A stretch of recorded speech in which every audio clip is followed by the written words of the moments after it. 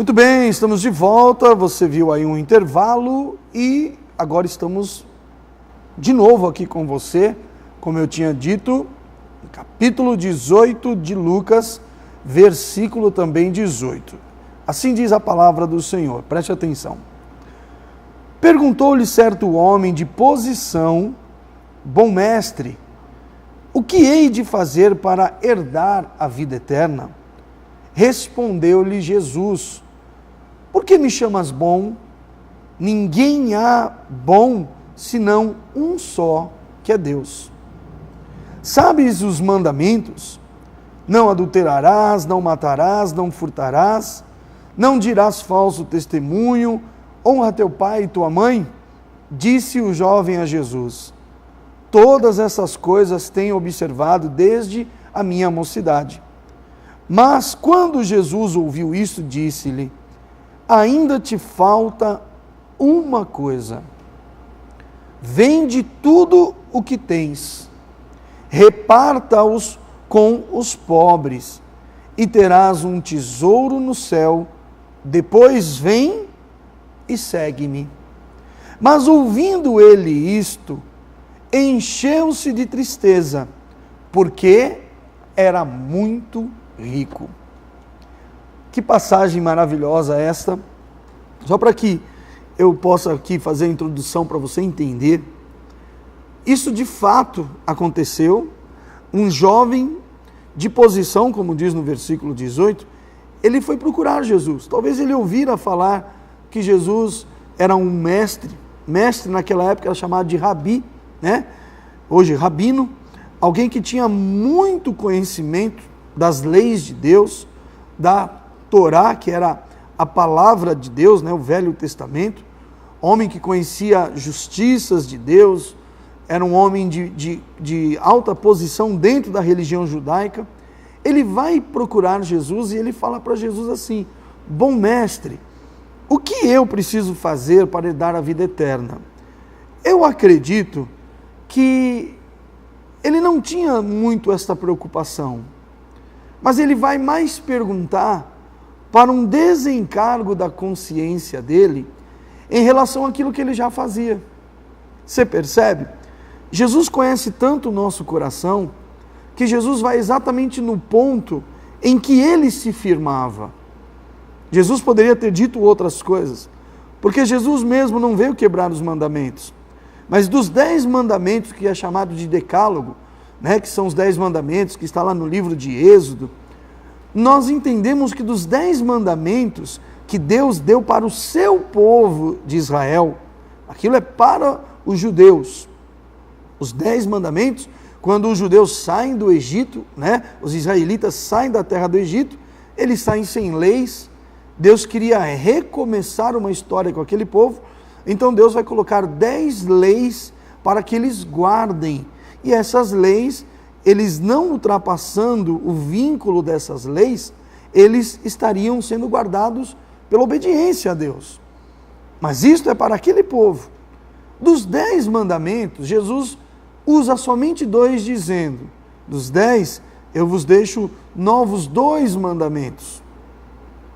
Amarás ao teu Deus de todo o teu coração e ao teu próximo como a ti mesmo. Jesus não despreza os outros mandamentos, mas ele diz que esses 2 passam a ser mais importantes do que todos aqueles outros 10 mandamentos. Um dos mandamentos continua sendo o mesmo: amarás ao teu Deus de todo o teu coração.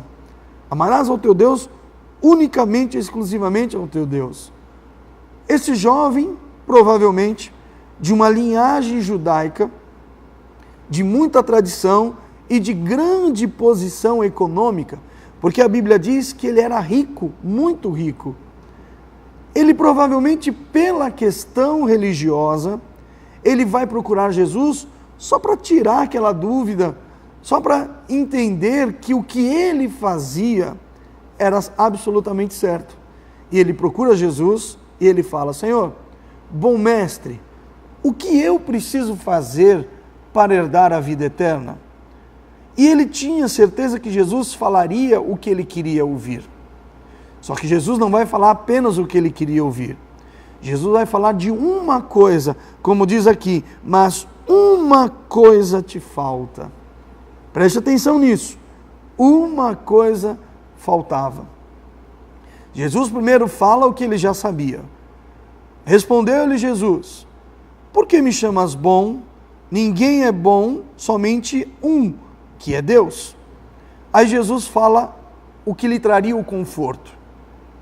Isso tem muito a ver com a nossa vida, né? É bom quando nós nos esforçamos em algo para cumprir talvez uma justiça com Deus, quando as pessoas falam assim, mas eu vou à igreja todos os domingos. Às vezes as pessoas fazem isto mais pelo compromisso consigo do que com o compromisso com Deus. Mais pelo desencargo de sua consciência do que pela obediência à palavra de Deus. Um outro exemplo, eu dou os meus dízimos, eu dou as minhas ofertas, mas às vezes nós fazemos isso muito mais pelo nosso medo de fracassar, de sermos amaldiçoados, do que pela obediência à palavra. Então quando ele pergunta para Jesus, Senhor, o que eu preciso fazer para herdar a vida eterna?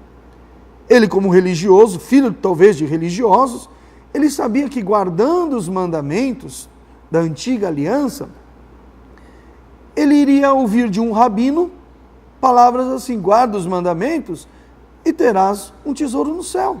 Então Jesus diz, conhece os mandamentos? Não adulterarás, não matarás, não furtarás, não dará falso testemunho, honra teu pai e tua mãe. Por que Jesus cita esses mandamentos? Porque isso não é nem mandamento. É a mesma coisa quando nós dizemos hoje a alguém assim, eu sou uma pessoa boa, alguém justificando-se, né? Eu sou uma pessoa boa, eu não roubo ninguém. Nós costumamos dizer que nos dias de hoje, isto não é mais qualidade nem virtude, é obrigação. Porque hoje parece que o bom é ruim e o ruim é bom. Então hoje quando você ouve uma pessoa se justificando, dizendo, mas eu sou um bom pai, eu sou uma boa mãe, eu sou um bom marido, um bom filho, isso não é virtude, isso é obrigação. E Jesus cita esses versículos aqui para ele, essas passagens do Antigo Testamento, Jesus cita porque dizendo, não matarás. É normal alguém matar alguém? Não pode ser. Não adulterarás. É normal você viver em adultério? Não furtarás. É normal você ser ladrão? Não dirás falso testemunho. É normal você dar falso testemunho? Honra teu pai e tua mãe. É normal os filhos desonrarem seus pais?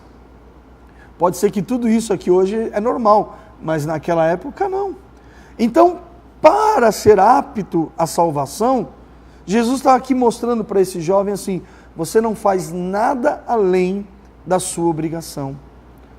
Quando Jesus fala isso, ele vai responder com talvez um alívio no seu coração. E ele diz assim, todas essas coisas eu tenho observado há tempos, desde a minha mocidade. Prova isso que ele era um homem rico, um jovem muito rico, mas que ele, desde a sua mocidade, ele também era religioso. Poderíamos encerrar aqui esse pensamento dizendo, então Jesus tinha que dizer para ele, muito bem, então seja bem-vindo ao reino de Deus. Mas Jesus agora vai colocar o espinho na carne de todas aquelas pessoas que se asseguram de suas próprias justiças. Jesus vai falar para ele exatamente essa palavra. Quando Jesus ouviu isso, disse-lhe, ainda te falta uma coisa. Você pensou se Jesus falasse para ele, ainda te faltam 9 coisas? Ou 20 coisas? Jesus disse, muito bem, até aqui você está bem, mas te falta uma, e esta uma é exatamente aquela que é a mais difícil de abrirmos mão.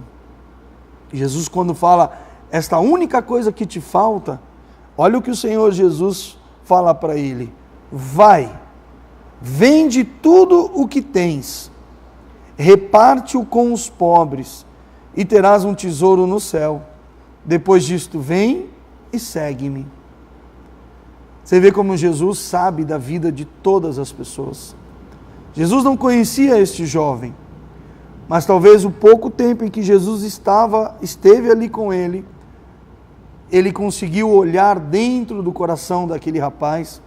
E há uma passagem dentro do Evangelho que diz que aonde está o teu coração, aí estará o teu tesouro. Se nós observarmos o que Jesus disse a esse jovem, eu acredito que para todos nós, sempre nos faltará algo que precisamos melhorar. Algo que precisamos, eu aqui na condição de pastor, de ministro do Evangelho, não pense você que eu não temo a minha salvação. Mas é pela palavra de Deus que eu exercito essa justiça de Deus sobre a minha vida, naquilo que me reprova. Quando eu sou reprovado pela palavra, eu encontro aqui dentro da palavra a repreensão e a solução. Jesus não disse àquele jovem: olha, eu não posso te garantir que você será salvo, porque ainda te falta uma coisa. Mas ora aí para ver o que é. Jesus disse para ele o que faltava e apontou aonde estava o defeito dele. Se nós observarmos o defeito, o problema, aquilo que obstruía o plano de salvação na vida desse jovem, continua hoje, infelizmente. Passaram-se pela cronologia bíblica aqui 2000 anos que Jesus disse isto a um jovem rico. E o mundo continua no mesmo curso. As pessoas cada dia mais interessadas em buscar riquezas. Cada dia as pessoas mais apegadas ao dinheiro. Pastor, talvez você que está me vendo pense: pastor, mas é errado ter dinheiro, muito dinheiro? Era errado esse homem ter muito dinheiro, ser filho rico? Não, de maneira nenhuma. Mas olha o que o apóstolo Paulo vai dizer aqui na carta dele aos Tessalonicenses. Deixa eu achar aqui na minha Bíblia.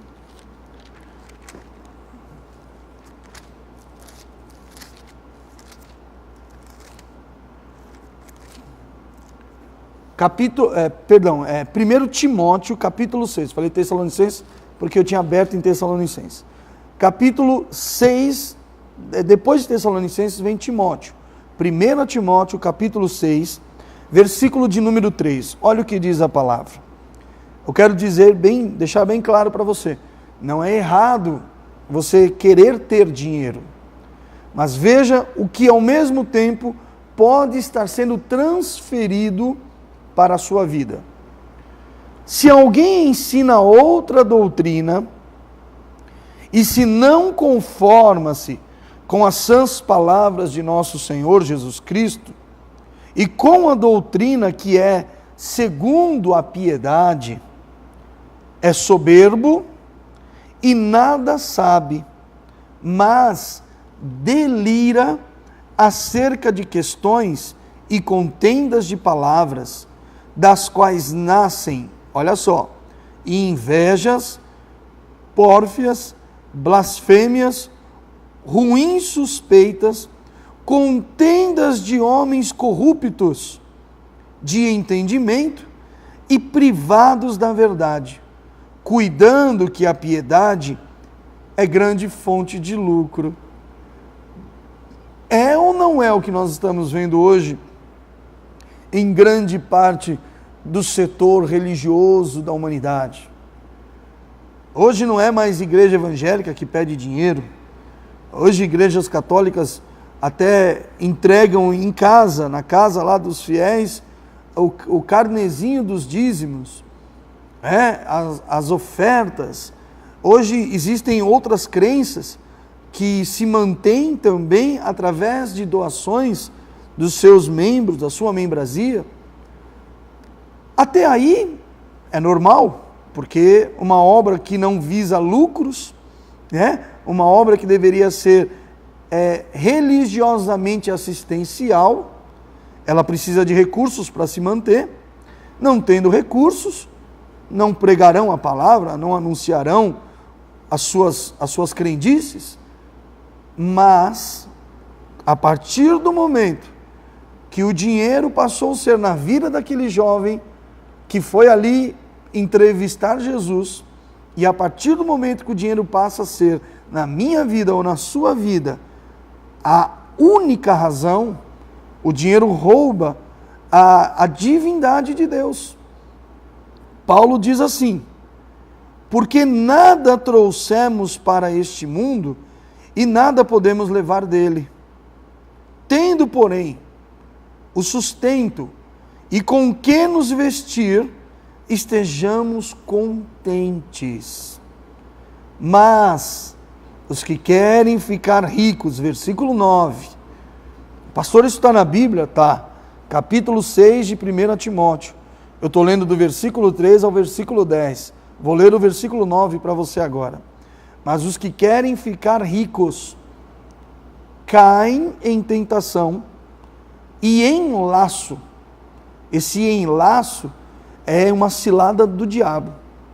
Então, eu vou obstinar a minha vida, eu vou obstinar a minha tentativa, a todo custo, eu quero e preciso ser rico. Então eu vou me cegar, eu só vou idealizar as riquezas na minha vida. O custe o que custar. Não importa a quem, não importa de que maneira, mas eu vou obter aquilo que eu quero. Diz a palavra: e em muitas concupiscências loucas caem os homens, e nocivas, as quais submergem os homens na ruína e perdição. Por quê? Ter dinheiro é perigoso, pastor? Ter dinheiro é mal? Não. Mas, olha o verso 10. Porque o amor ao dinheiro é a raiz de todos os males. E nesta cobiça, alguns se desviaram da fé e se traspassaram a si mesmos com muitas dores. O amor ao dinheiro é exatamente aquilo que aquele jovem tinha. Por quê, pastor? Porque Jesus não disse para ele, deixa eu abrir aqui de novo em Lucas 18, olha o que Jesus disse, vendo, versículo 24, tá? 18 e 24 de Lucas, vendo Jesus que ele ficara muito triste. Por que ele ficou muito triste? Olha o verso de cima 23, mas ouvindo ele isto, encheu-se de tristeza, porque era muito rico. Ele não só era rico, mas a alegria desse jovem estava no que ele possuía, que era o dinheiro. Uma vez, acho que vocês já ouviram, antigamente, eu não sou tão antigo assim, mas já tenho 40 anos de coisas que se passaram. Eu vi o Pedro de Lara, vocês se lembram do Pedro de Lara, que era jurado do programa do Silvio Santos? Dizem que um pouco antes da sua morte, esse homem se converteu. E eu vi ele dizendo isso, que tem pessoas que são tão ricas, ou melhor, são pessoas que são tão pobres, que só têm o dinheiro. Então a pessoa, ela vai obter tanto dinheiro na vida dela, que ela vai, ao mesmo tempo que ela quis tanto aquilo, na expectativa que aquilo trouxesse outras coisas, lhe trouxe o afastamento das pessoas, a depressão, a ausência do amor, os interesses. Então são pessoas que têm tanto dinheiro, mas são tão pobres que só têm o dinheiro. Não tem absolutamente mais nada. Quero dizer a você que é muito importante você trabalhar, que é muito importante você investir nos teus sonhos, na sua carreira profissional, você estudar, obter condições de galgar um objetivo dentro da sua empresa, mas saiba de uma coisa: aonde está o teu tesouro, estará o teu coração, e aonde está o teu coração, aí estará verdadeiramente o seu tesouro. Jesus disse para os seus discípulos que ouviram ele falar isso para o jovem. Jesus diz assim no verso 24: Vendo que ele ficara muito triste, disse Jesus: quão dificilmente entrarão no reino de Deus os que possuem riquezas. Deveras, é mais fácil passar um camelo pelo fundo de uma agulha do que entrar um rico no reino de Deus. Só ressaltando para os irmãos aqui, quando Jesus diz um camelo passar pelo fundo da agulha, não é colocar um camelo no buraquinho de uma agulha que passa a linha. Agulha, fundo da agulha, era os portões das cidades, os muros tinham portões, e eram portões de estaturas pequenas, né? Eles eram pequenos. E o camelo, ele é um animal muito alto, se ele se encurvar, ele deita, ele fica naquela posição sentado no chão. Então, ou ele está de pé ou ele está deitado. Ele não consegue se encurvar para passar. Então Jesus disse, é mais fácil um camelo se encurvar e passar pelo portão do que um rico entrar no reino de Deus. Quero dizer a você, pense nisso. Hoje eu falei do amor ao dinheiro, mas há o amor a tantas outras coisas que certamente podem te afastar. E aquilo que Jesus disse ao jovem, porém te falta uma coisa. Pensa aí você, querido amigo, irmão, o que pode talvez estar te faltando para que você seja verdadeiro diante do Senhor. Eu quero apenas ressalvar aqui que esse programa que você está vendo agora, ele não foi ao vivo, ele não está sendo ao vivo para você, mas eu estou gravando esse programa há poucas horas antes. Respeitando a tua audiência, nós decidimos gravar o programa, tá bom? Eu quero agradecer aqui a grande audiência que eu creio que nós vamos ter nessa noite de segunda-feira.